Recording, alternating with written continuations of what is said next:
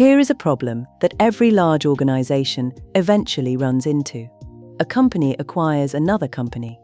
Suddenly, there are two identity systems, two sets of user accounts, two authentication infrastructures.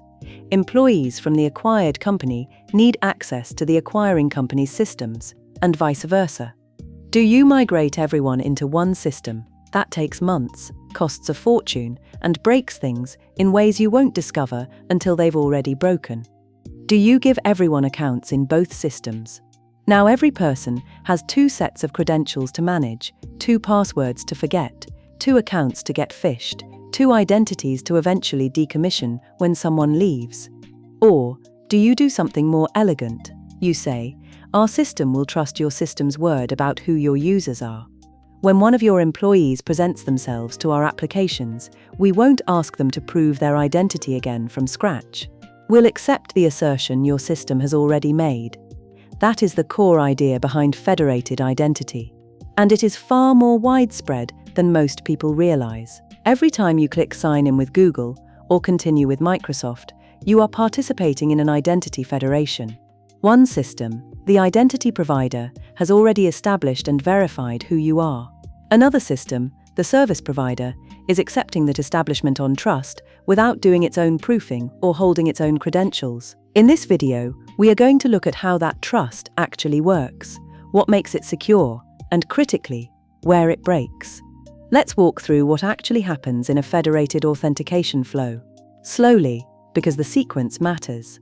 You open an application, let's call it the service provider, or SP. It's a project management tool, a cloud storage service, a business application. It has no idea who you are, but rather than asking you to create an account, it redirects you to an identity provider, the IDP. That might be your company's authentication server, or Google, or Microsoft, or any other system that has already established your identity. At the IDP, you authenticate. You prove to the IDP that you are who you claim to be, password, MFA, hardware key, whatever the IDP requires. The IDP already knows you. It has your identity record, your credentials, your attributes. Authentication succeeds. Now the IDP creates an assertion, a signed statement that says, this user has authenticated. Their identity is this. These are their attributes. This assertion is valid until this time. It signs the assertion with its private key, which makes it tamper evident. No one can modify the assertion without invalidating the signature. That signed assertion travels back to you, in a redirect, in a token, in a response header, and you present it to the service provider. The SP receives the assertion.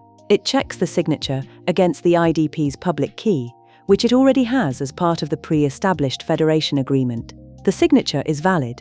The assertion is intact. The SP reads the claims inside, your identity, your role, your group memberships, and decides what to grant you. Notice what just happened.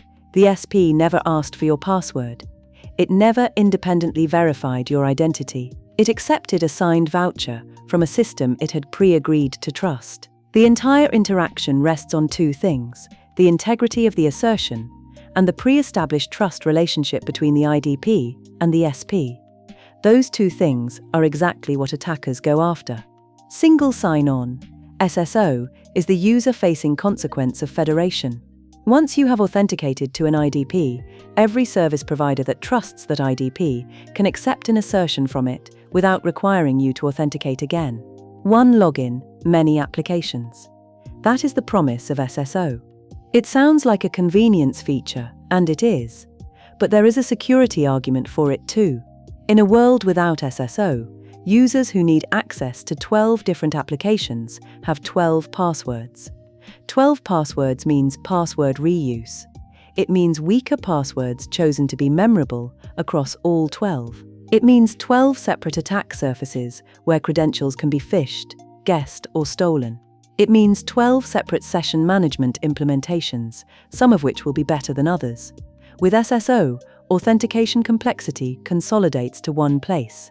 The IDP can enforce strong authentication, hardware MFA, phishing-resistant keys, continuous verification once, and that strength propagates to every connected application automatically. An application that would never have implemented hardware MFA on its own gets the benefit of the IDP's enforcement. That consolidation is powerful, but it has a consequence that is worth stating plainly. If the IDP is compromised, every application it vouches for is compromised simultaneously. SSO converts a collection of separate risks into a single, high-value target. The blast radius of an IDP breach is the entire federation. Before any of this works, the IDP and the SP have to establish trust out of band before the first user ever touches either system. In practice, this is done by exchanging metadata, configuration documents that tell each party how to interact with the other. The IDP publishes its public key, its endpoint URLs, its supported protocols, its attribute formats. The SP registers its own identifier, its assertion consumer endpoint, and its requirements. Each party validates and stores the other's configuration.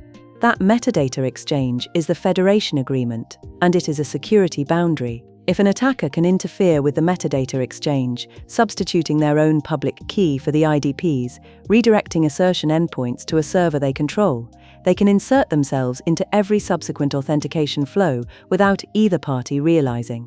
This is why metadata integrity is treated seriously in well-run federations.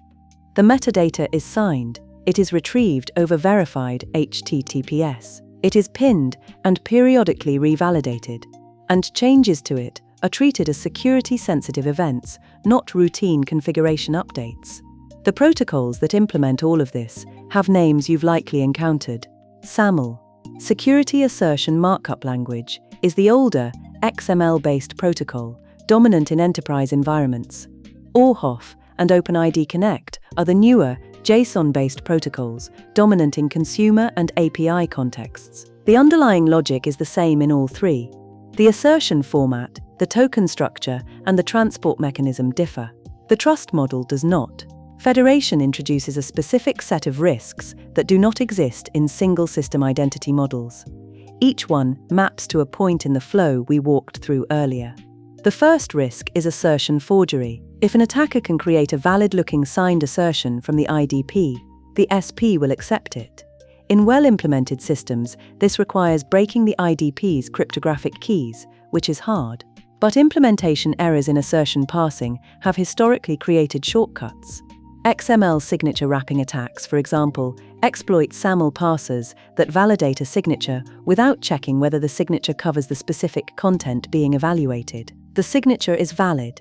The content it covers is not the content the SP reads. The attack passes. The second risk is assertion theft and replay. An assertion is a bearer token. Whoever holds it can present it.